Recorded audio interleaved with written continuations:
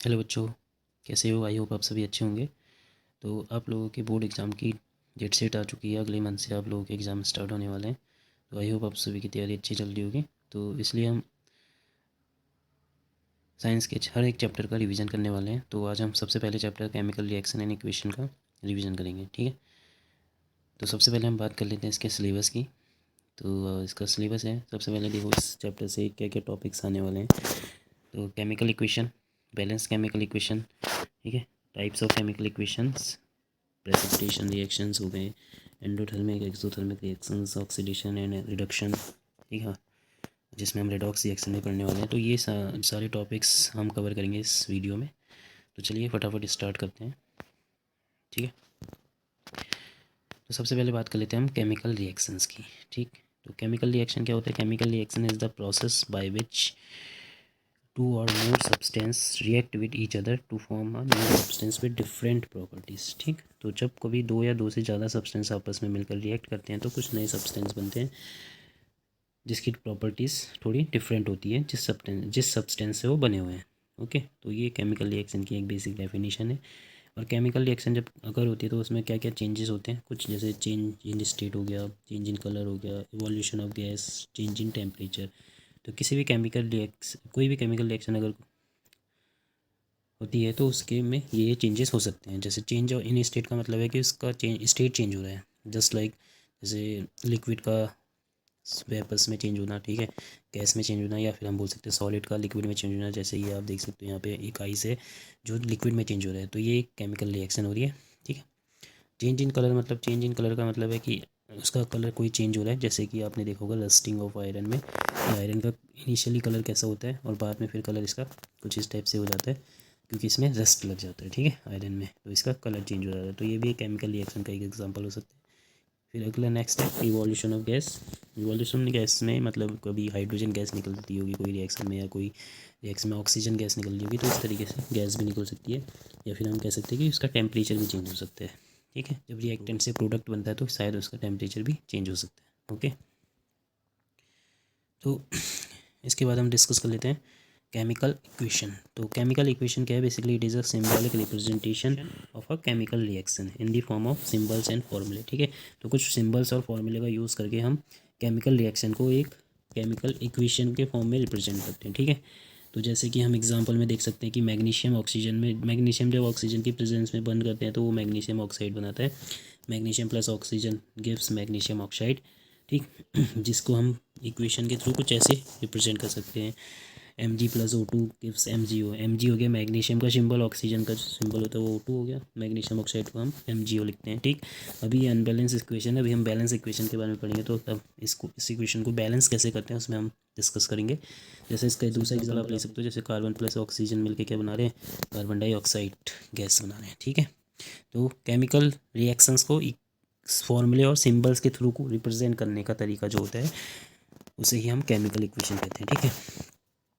और chemical equation आप चाहे किसी भी लैंग्वेज में अगर आप पढ़ रहे हो तो हर किसी लैंग्वेज में केमिकल इक्वेशन को इसी फॉर्म में एक्सप्रेस या रिप्रेजेंट किया जाता है। ओके, अब बैलेंस केमिकल इक्वेशन की बात करते हैं। बैलेंस केमिकल इक्वेशन क्या होती है? Chemical equation occurs when number of atoms in the reactant side is equal to the number of atom in the product side, is called balance chemical equation, ठीक है। तो अगर आपने देखा होगा कि रिएक्टेंट से जब प्रोडक्ट बनता है तो रिएक्टेंट जो होते हैं वो लेफ्ट साइड में होते हैं और प्रोडक्ट आपके राइट साइड में लिखे जाते हैं।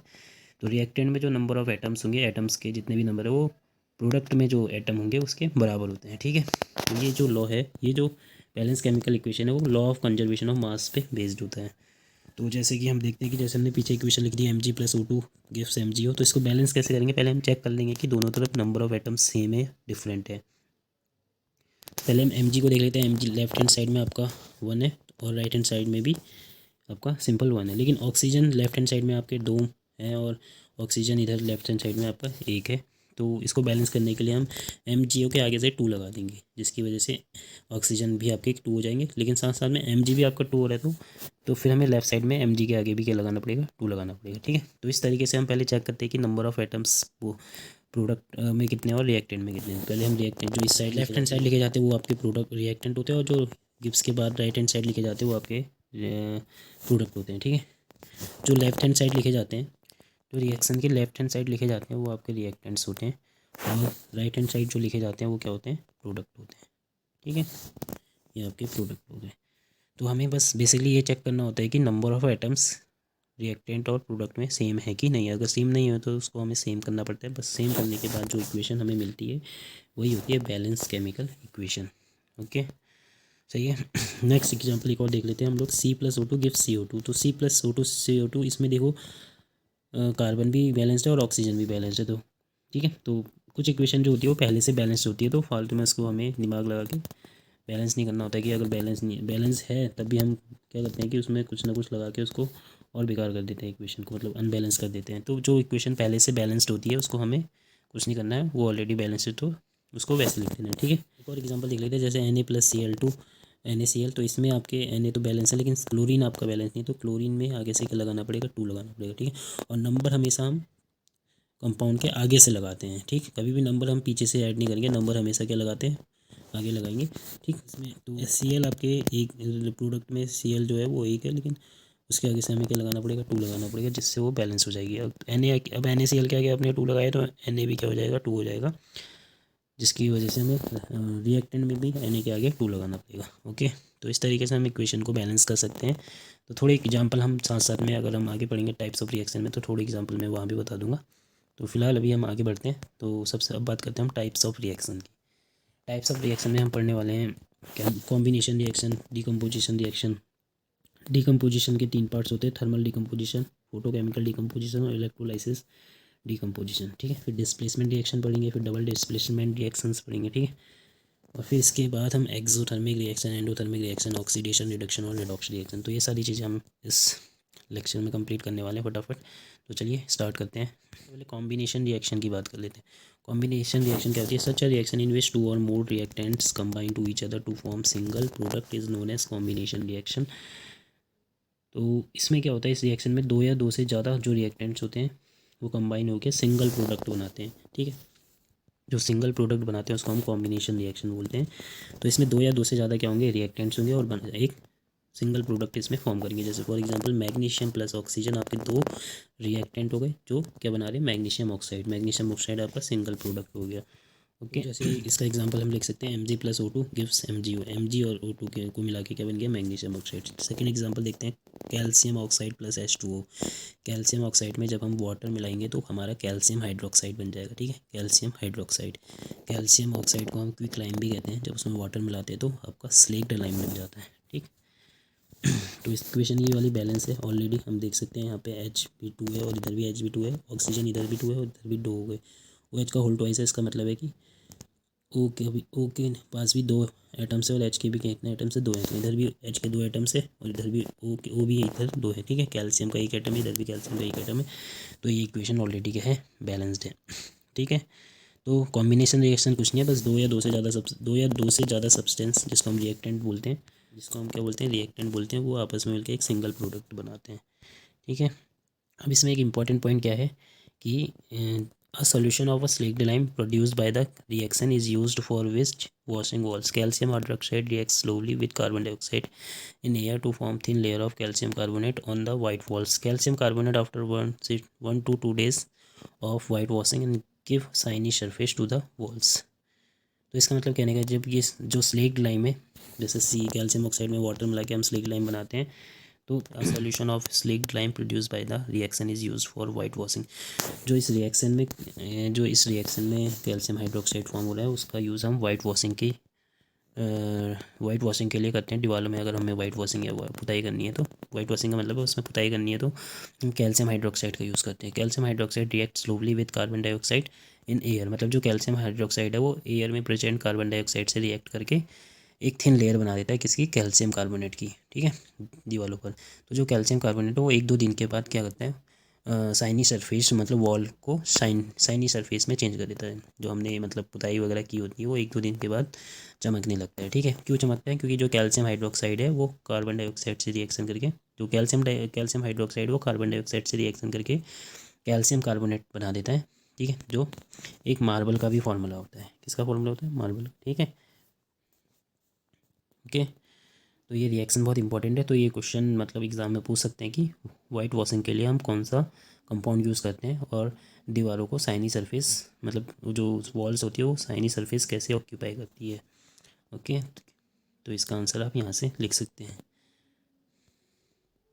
नेक्स्ट बात कर लेते हैं डीकम्पोजिशन रिएक्शन की। तो डीकम्पोजिशन रिएक्शन क्या होता है कि such a reaction in which single reactants break down to form two or more substance then two products is known as decomposition reaction. ठीक है, इसमें क्या होता है कि एक प्रोडक्ट जो एक रिएक्टेंट होता है वो दो या दो से ज़्यादा प्रोडक्ट बनाता है। ठीक है, इसका उल्टा होता है, ठीक कॉम्बिनेशन रिएक्शन का ठीक उल्टा है। इसमें एक रिएक्टेंट होगा और दो या दो से ज़्यादा क्या बनेंगे, इसमें प्रोडक्ट बनेंगे। ठीक है, जैसे कैल्शियम कार्बोनेट क्या होता है, कैल्शियम ऑक्साइड और कार्बन डाइऑक्साइड में ब्रेक हो जाता है।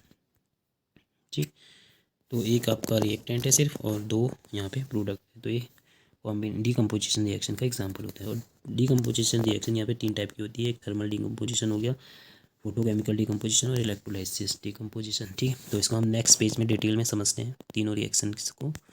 तो देख लेते हैं, सबसे पहले बात करते हैं हम थर्मल डीकम्पोजिशन की। तो थर्मल डीकम्पोजिशन क्या होता है, when a single substance breaks into two or more substance action of heat. जब हम हीट ट्रांसफ़र करके या हीट को मतलब हीट एब्जॉर्ब कराकर किसी रिएक्टेंट को दो या दो से ज़्यादा सब्सटेंस में ब्रेक करते हैं। ठीक है, तो जैसे एग्जांपल दे सकते हैं हम कैल्शियम कार्बोनेट को, इसमें हीट देकर CaCO3 को हीट देकर किससे, कैल्शियम ऑक्साइड और कैल्शियम डाइऑक्साइड में ब्रेक कर सकते हैं।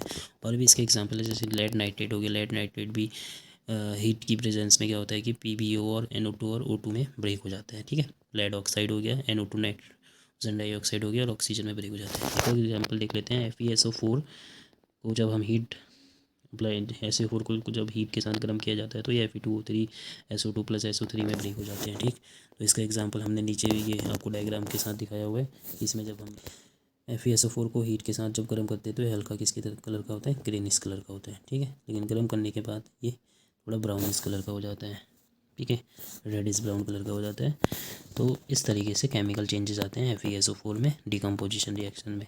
अगला बात करते हैं फोटोकेमिकल डीकम्पोजिशन। ठीक है, फोटोकेमिकल डीकम्पोजिशन क्या होता है कि जब हम सनलाइट की प्रेजेंस में किसी सिंगल रिएक्टेंट को दो या दो से ज़्यादा प्रोडक्ट में ब्रेक करते हैं। तो जैसे AgCl इसका एग्जांपल है, इसको हम सनलाइट की प्रेजेंस में अगर रखेंगे तो ये Ag और क्लोरीन में ब्रेक हो जाता है। सेम अनदर एग्जांपल इसका क्या है, AgBr जो HNO की प्रेजेंस में Ag और Br2 में ब्रेक हो जाता है। ठीक है, तो इसका डायग्राम आप यहाँ दे सकते हो कि अगर हम सनलाइट की प्रेजेंस में AgCl को रखेंगे तो वो दो पार्ट में डिवाइड हो जाएगा, सिल्वर और क्लोरीन में। ओके, नेक्स्ट हम बात करते हैं इलेक्ट्रोलाइसिस डीकम्पोजिशन की। तो इलेक्ट्रोलाइसिस डीकम्पोजिशन क्या होता है, जिसमें हम इलेक्ट्रिसिटी पास कराकर किसी सिंगल सब्सटेंस को दो या दो से ज़्यादा सब्सटेंस में ब्रेक करते हैं। जैसे H2O में जब इलेक्ट्रिसिटी पास करेंगे तो हाइड्रोजन और ऑक्सीजन में ब्रेक हो जाता है। NaCl को अगर हम NaCl में अगर इलेक्ट्रिसिटी पास करेंगे तो सोडियम और क्लोरीन में क्या हो जाता है, ब्रेक हो जाता है। तो इस तरीके से हम इलेक्ट्रिसिटी पास कराकर, इलेक्ट्रिसिटी के केस में हम दो इलेक्ट्रोड लेते हैं, एक एनोड हो गया, एक कैथोड हो गया। ठीक है, एनोड हमारा क्या होता है प्लस का और कैथोड क्या होता है माइनस का। तो NaCl जब हम इसमें ड्रॉप करेंगे तो जब इलेक्ट्रिसिटी पास होगी तो Na पॉजिटिव जो है वो कैथोड के पास जाता है क्योंकि कैथोड नेगेटिव होता है, और क्लोरीन जो होता है एनोड के पास जाता है क्योंकि क्लोरीन नेगेटिव है, तो एनोड पॉजिटिव होता है तो नेगेटिव वाला पॉजिटिव की तरह अट्रैक्ट होता है। ठीक है, तो इस तरीके से इलेक्ट्रिसिटी पास कराकर हम किसी भी सिंगल सब्सटेंस को दो या दो से ज़्यादा कंपाउंड में या प्रोडक्ट में ब्रेक कर सकते हैं। ठीक, तो आई होप आप सभी को सारे डिकम्पोजिशन रिएक्शंस समझ में आ गए होंगे। तो अब हम आगे बढ़ते हैं, आगे बात कर लेते हैं हम डिस्प्लेसमेंट रिएक्शन की। Displacement reaction is a chemical reaction in which displacement reaction is a chemical reaction in which more reactive element displaces more reactive element displaces a less reactive element from its compound। तो इसमें क्या होता है कि एक जो reactive element है वो दूसरे लेस रिएक्टिव एलिमेंट को उसके कंपाउंड से डिस्प्लेस करा देता है। नाम ही इसका क्या है, डिस्प्लेसमेंट रिएक्टिव, इसमें डिस्प्लेसमेंट हो गई होगा। तो इसमें होता क्या है कि जब कोई मोर रिएक्टिव एलिमेंट किसी लेस रिएक्टिव एलिमेंट को उसके कंपाउंड से डिस्प्लेस करता है तो नया कंपाउंड बनता है। ठीक है, मोर रिएक्टिव एलिमेंट का क्या बन जाता है, कंपाउंड बन जाता है, और उसमें लेस रिएक्टिव एलिमेंट जो है बाहर निकल जाता है। ठीक, तो डिस्प्लेसमेंट रिएक्शन पढ़ने से पहले हमें पहले ये रिएक्टिविटी सीरीज़ को याद करना पड़ेगा, जिससे हमें डिस्प्लेसमेंट रिएक्शन करने में हेल्प मिलेगी। ठीक है, तो ये जो सीरीज़ है इसमें मेटल्स को उनके रिएक्टिविटी ऑर्डर के टर्म्स में लिखा जाता है। ठीक है, तो जो सबसे ऊपर लिखे जाते हैं उनकी रिएक्टिविटी सबसे ज़्यादा होती है, और जो सबसे लास्ट में लिखे जाते हैं उनकी रिएक्टिविटी थोड़ी मतलब कम होती है, उनकी रिएक्टिविटी कम होती है। ठीक है, तो सबसे ज़्यादा रिएक्टिव मेटल कौन है, पोटेशियम है, फिर सोडियम है, फिर कैल्शियम, फिर मैग्नीशियम, एल्यूमिनियम, जिंक, आयरन। ठीक है, इस तरीके से हम सारे याद कर सकते हैं। तो इसको याद करने का तरीका क्या है कि हम ये जो लाइन, ये जो सेंटेंस है, इसको याद कर सकते हैं। Please stop calling me a careless zebra, instead try learning how copper saves gold. ठीक है, तो ये सेंटेंस आप याद कर सकते हो। प्लीज़ से आ जाएगा पोटेशियम, स्टॉप से सोडियम, कॉलिंग से कैल्शियम, में एम से मैग्नीशियम, ए से एल्यूमिनियम, फिर केयरलेस में कार्बन छुपा हुआ है, जेब्रा से zinc, instead iron, try tin, learning से लेड, हाउ हाइड्रोजन, हाउ में जो एच है वो हाइड्रोजन को रेफर कर रहा है, कॉपर सेव गोल्ड। ठीक है, तो इस तरीके से आप ये सीरीज़ को याद कर सकते हैं। तो इसमें क्या है कि डिस्प्लेसमेंट रिएक्शन में, अगर मान लो कोई लेस रिएक्टिव कंपाउंड है, जैसे एग्जांपल में इसमें हम सबसे पहले एग्जांपल की बात कर लेते हैं। Fe+CuSO4 gives FeSO4 CO। ठीक है, ये आपका फर्स्ट एग्जांपल है। इसमें आप देख सकते हो कि जो आयरन है वो कॉपर सल्फेट के सॉल्यूशन में से कॉपर को डिस्प्लेस कर दे रहा है। ठीक है, क्योंकि कॉपर क्या है, आयरन से कम रिएक्टिव है। आयरन देखो ऊपर दिख रहा होगा, और कॉपर से कॉपर ये रहा आपका लास्ट में, और आयरन इस रिएक्शन में जो आयरन है वो कॉपर सल्फेट को उसके सोल्यूशन से डिस्प्लेस कर दे रहा है। ठीक, तो हम देख सकते हैं कि यहाँ पे जो कॉपर्स हैं वो आयरन से डिस्प्लेस हो जा रहा है, क्योंकि आयरन जो है कॉपर से ज़्यादा क्या होता है, रिएक्टिव होता है। ठीक है, इस सीरीज़ में आप देख सकते हो कि जो आयरन है वो कॉपर से ज़्यादा रिएक्टिव है, इसलिए कॉपर सल्फेट के सॉल्यूशन से Fe उसको डिस्प्लेस कर दे रहा है। ठीक हो गया। और इसमें एक चीज़ और नोट करने वाली है कि जो जब हम आयरन नेल को इसमें कॉपर सल्फेट के सॉल्यूशन में डिप करते हैं, तो जो कॉपर सल्फेट के सॉल्यूशन में अगर डिप करते हैं तो कॉपर सल्फेट का जो सॉल्यूशन है वो ब्लू कलर का होता है। ठीक है, तो जो आयरन नेल है, आयरन नेल को जब इसमें डिप करा जाता है तो रेडिश ब्राउनिश, मतलब ब्राउनिश कलर की हो जाती है।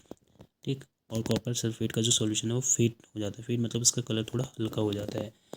ठीक, नेक्स्ट एग्जांपल हम देख सकते हैं कि Pb+CuCl2 गिव्स PbCl2+Cu। तो लेड जो है कॉपर क्लोराइड के सॉल्यूशन से कॉपर को डिस्प्लेस कर दे रहा है, क्योंकि जो लेड है वो कॉपर से ज़्यादा क्या होता है, रिएक्टिव होता है। इस सीरीज़ में आप देख सकते हो कि कॉपर नीचे है और लेड उसके ऊपर है जस्ट, तो लेड जो है कॉपर को डिस्प्लेस कर देता है। ठीक, कभी कभी ऐसे रिएक्शन भी दे देता है कि लेड ZnCl2 को रिप्लेस कर सकता है, नहीं कर सकता। तो इसके लिए आपको रिएक्टिविटी सीरीज़ याद होनी चाहिए। ठीक है, क्योंकि जो लेड है वो जिंक से कम रिएक्टिव है। जिंक देखो ऊपर है और लेड नीचे है।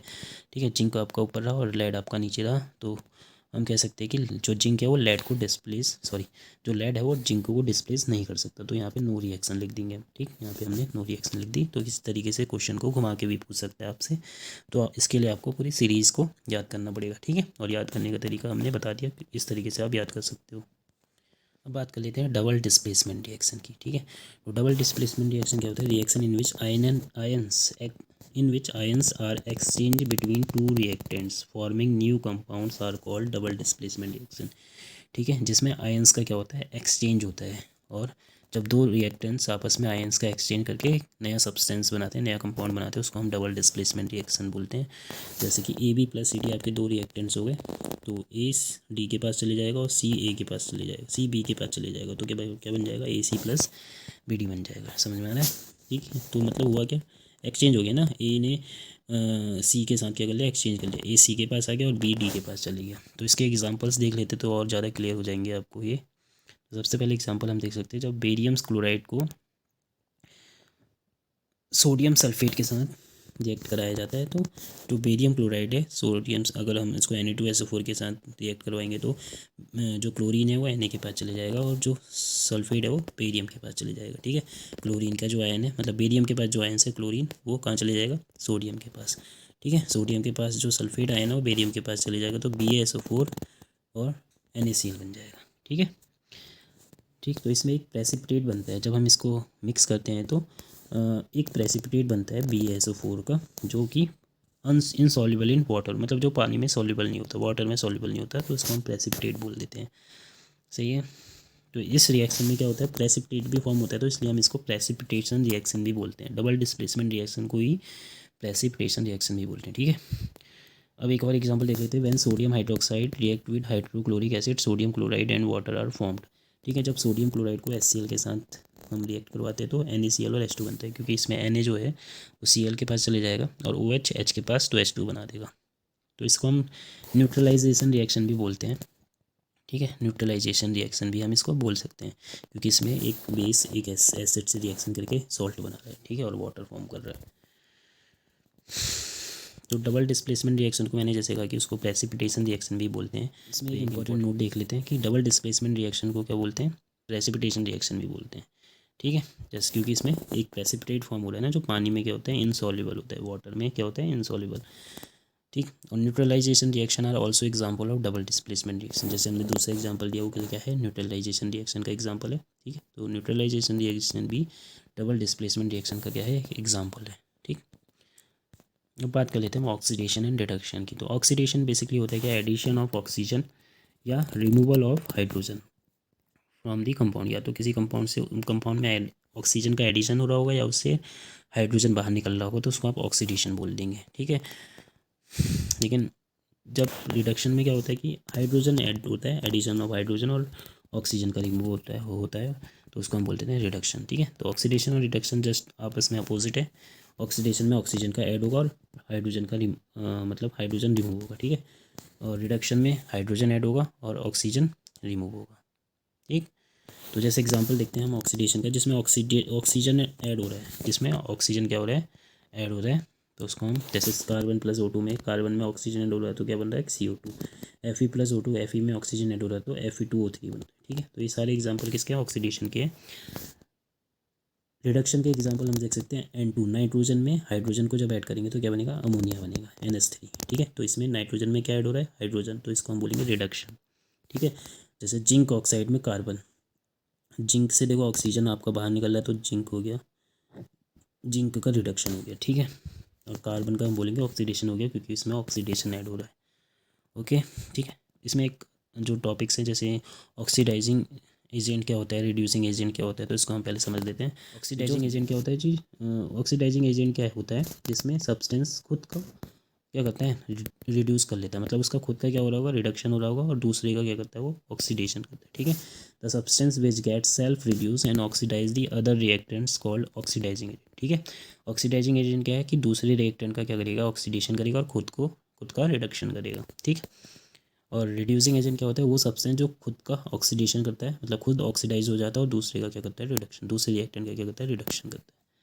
समझ गए। रिड्यूसिंग एजेंट जो दूसरे रिएक्टेंट का रिडक्शन करेगा और खुद का ऑक्सीडेशन करेगा। ठीक है। ऑक्सीडाइजिंग एजेंट जो दूसरे रिएक्टेंट का ऑक्सीडेशन करेगा और खुद क्या हो जाएगा, रिड्यूस हो जाएगा। समझ गए। तो इसको एक एग्जांपल से हम समझ लेते हैं। जैसे पहले हम रिडॉक्स रिएक्शन पर लेते हैं। रिडॉक्स रिएक्शन जिसमें ऑक्सीडेशन भी हो और रिडक्शन भी हो, दोनों साथ साथ हो रहे होंगे तो उसको हम रिडॉक्स रिएक्शन बोलते हैं। The reaction in which oxidation and reduction both take place simultaneously is called redox reaction. Okay. जिसमें हम एग्जांपल देखते हैं, कॉपर ऑक्साइड को हाइड्रोजन रिएक्ट कराते हैं तो कॉपर और वाटर फॉर्म होता है। तो इसमें हम देख सकते हैं कॉपर के साथ ऑक्सीजन है और यहाँ पे कॉपर आपका ऑक्सीजन को रिमूव कर देता है, तो इसका मतलब इसका रिडक्शन हो गया। यहाँ पे हाइड्रोजन में देखो ऑक्सीजन ऐड हो जा रहा है तो इसका मतलब इसका ऑक्सीडेशन हो गया। ठीक है। तो इसका हम और अच्छे से समझ सकते हैं।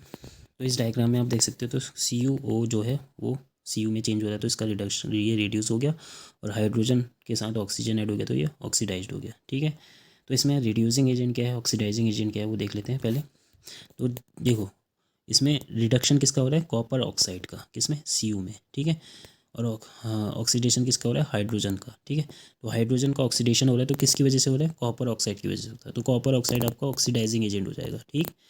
क्योंकि कॉपर ऑक्साइड का देखो खुद रिडक्शन हो रहा है, तो ऑक्सीडाइजिंग एजेंट क्या होता है, जो दूसरों का ऑक्सीडेशन करवाता है और खुद रिड्यूस हो जाता है। ठीक। तो कॉपर ऑक्साइड H2 का ऑक्सीडेशन करवा रहा है और खुद रिड्यूस हो जा रहा है, तो इसको हम बोलेंगे ऑक्सीडाइजिंग एजेंट। ठीक है। और हाइड्रोजन जो है वो रिड्यूसिंग एजेंट है। क्यों, क्योंकि हाइड्रोजन खुद तो ऑक्सीडाइज हो जा रहा है लेकिन कॉपर ऑक्साइड को का रिडक्शन करवा रहा है। समझ गए। तो जिसका ऑक्सीडेशन हो रहा होगा वो रिड्यूसिंग एजेंट होगा, और जिसका रिडक्शन हो रहा होगा वो ऑक्सीडाइजिंग एजेंट होगा। ठीक, उल्टा होगा। ठीक है। समझ गए।